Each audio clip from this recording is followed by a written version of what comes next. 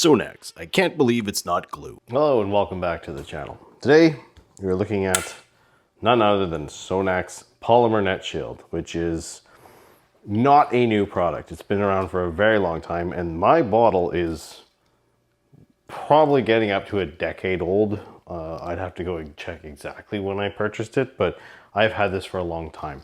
And it's just a 75 ml bottle. I've coated one car with it ever.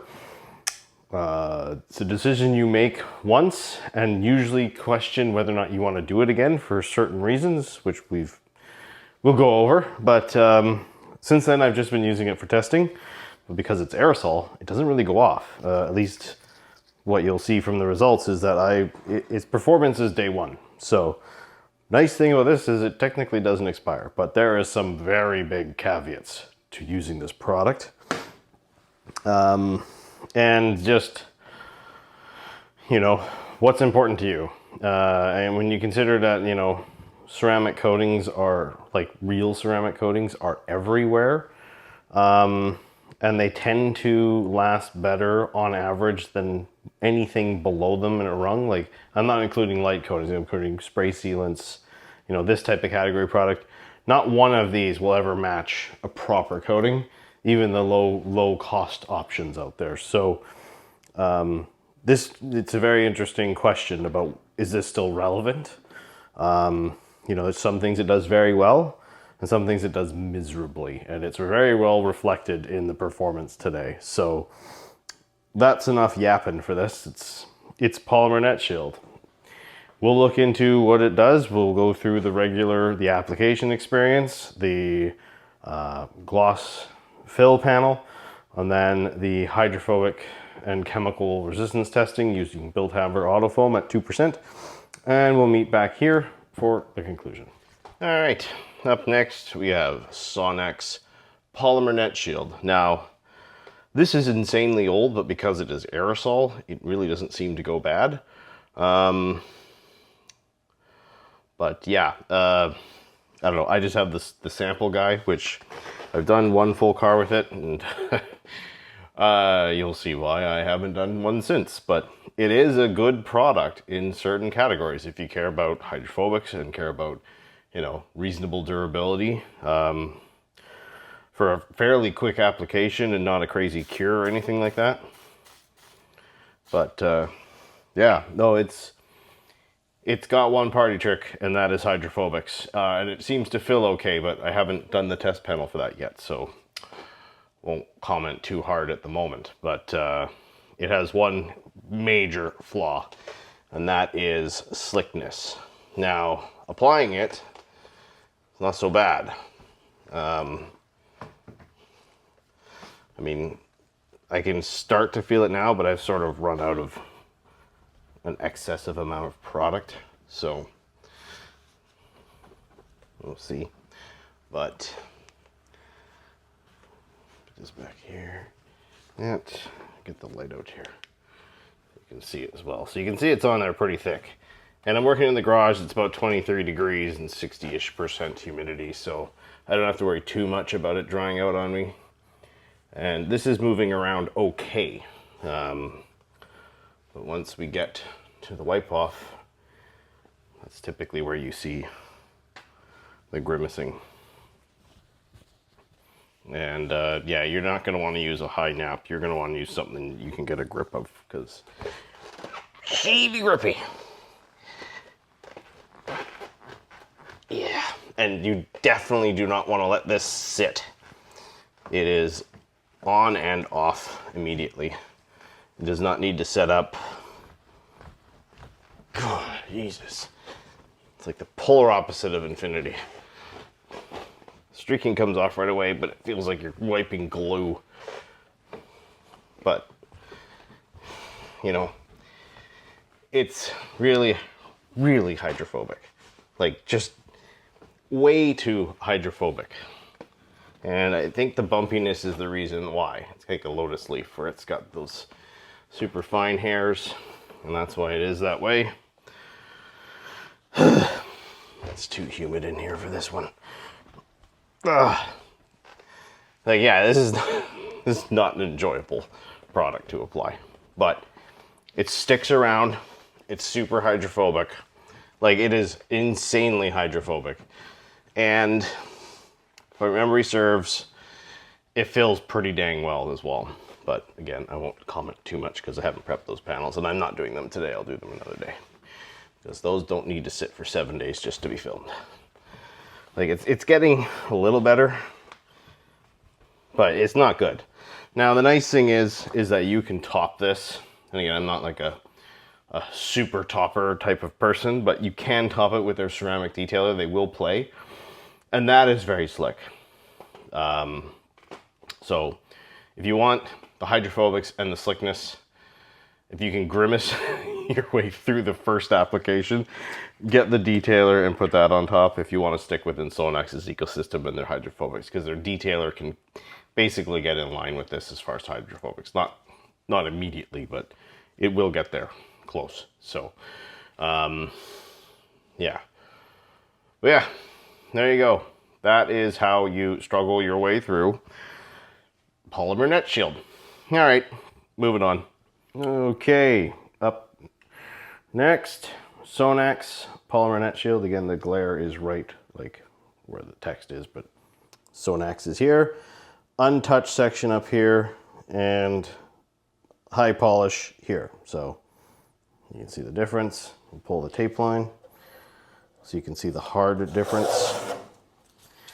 And it's okay. It's okay. Maybe a touch above the average, but compared to the guy on the other side, it's okay. It's okay. Sorry, as I move the light. Get my head more in line.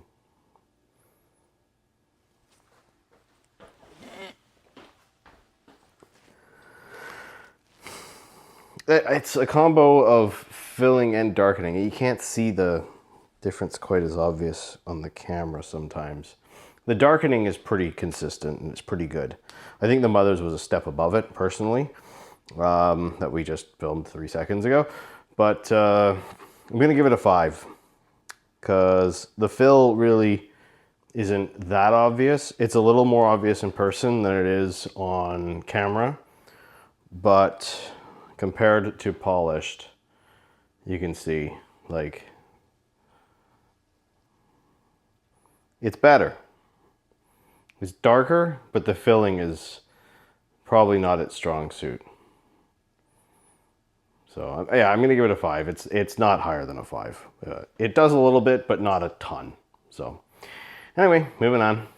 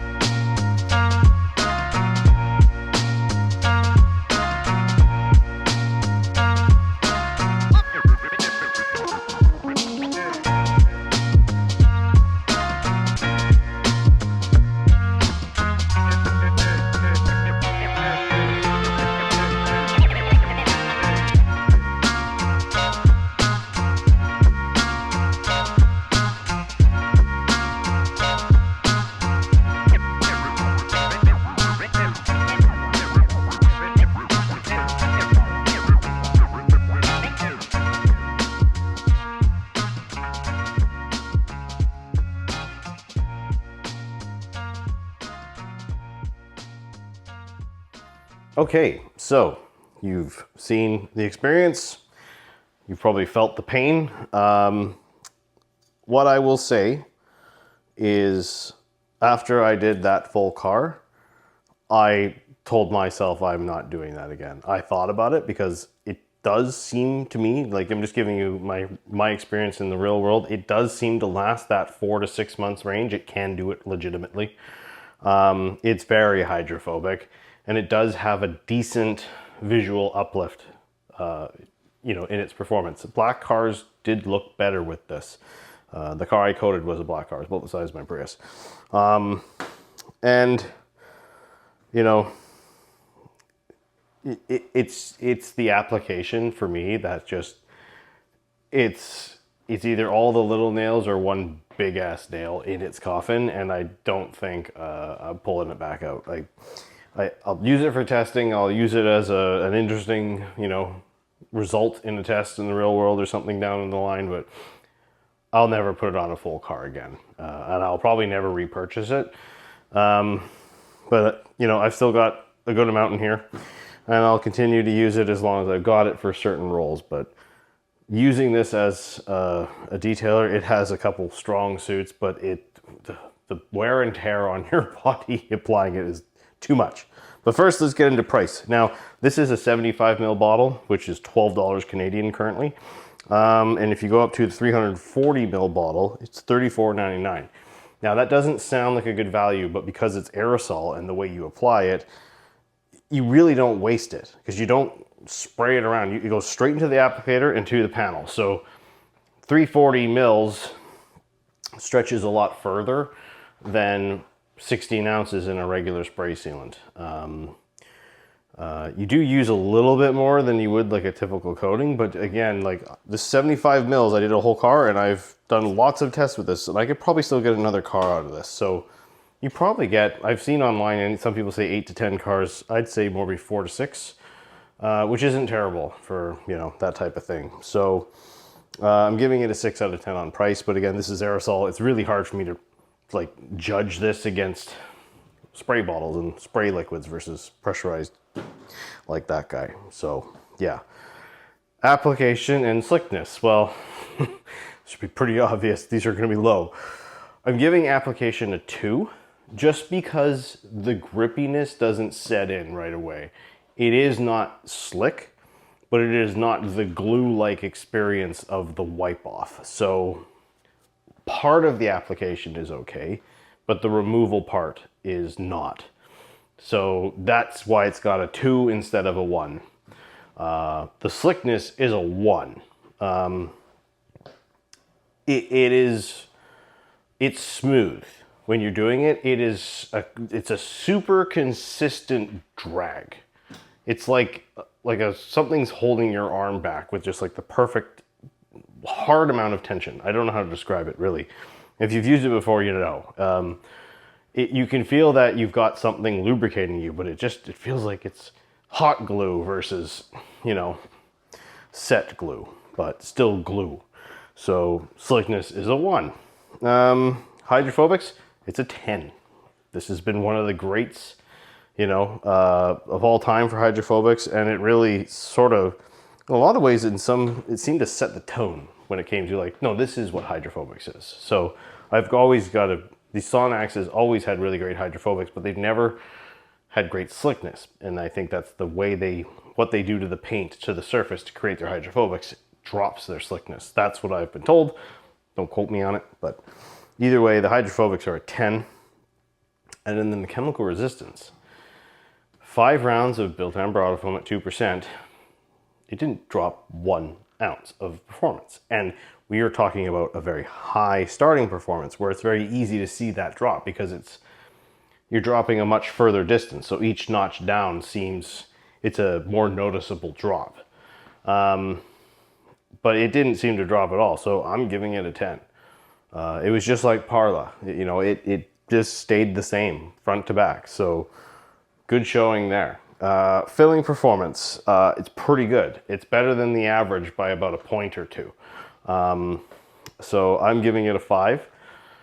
It does go a decent amount of darking and a little bit of filling, but the mothers, which I had filmed, just before filming that section was visually better, like side by side looking at them at the same time. It was a notch better, that's why it got a 6. So it was, that reference point is kind of nice when I'm filming this, just to sort of get my bearings sometimes, but because you can't just look at them all at once and then go, oh yeah, this was that. You kind of have to sort of, you know, you've got a margin of error for some of it, but when you're looking at a product next to it, you can see that, oh yeah, no, this isn't quite as good. So it's decent, it's better than the average, but it's not like the top rungs like the shiny waxes or, you know, luster or next level. So 5 out of 10.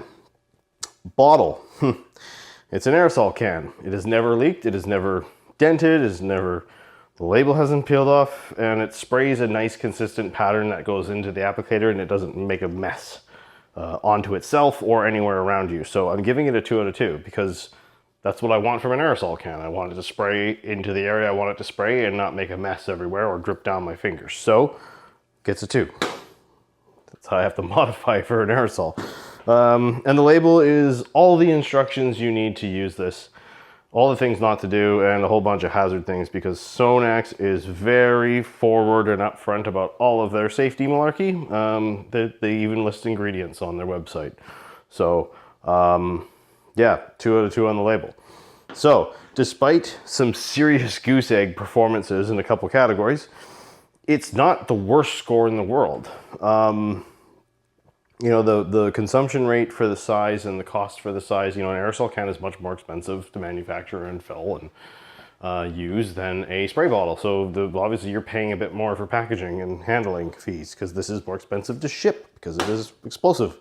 So 6 out of 10 on the price, and you know, the goose eggs and application and slickness are what really brought this down.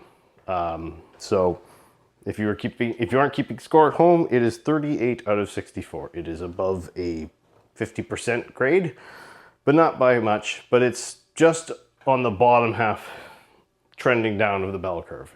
So yeah, you know, it's a really interesting product. Its hydrophobics are amazing. They're so much fun to watch and to look at, but its application is just miserable. And we'll see coming up. There's a product next in this test. It'll be the next video, and it nailed its application. So it's a great contrast. Literally applying these two back to back, it was, you'll see. It was really good. I don't want to spoil it anymore. I'm not going to tell you what it is, but yeah. So it's good. It's an interesting product. I don't think people will like it in this day and age because everyone seems to care about slickness and application. If you care even one iota about that, pass on this. It is not for you, but it is very hydrophobic. It has decent real world durability, and it's okay visually. So chemical resistance, it's also good there, but again, that's just more about your wash routine, and if that will hurt it, it's not the same as the real world durability, but I've tested it in the real world. It's okay. It's better than the average for most spray sealants. So keep that in mind, you know, make your decision. Yeah, let me know if you've applied this before or something. Oops. You know, if you think I'm wrong, whatever, yell at me. Go for it. Anyway, thank you for watching. See you in the next one.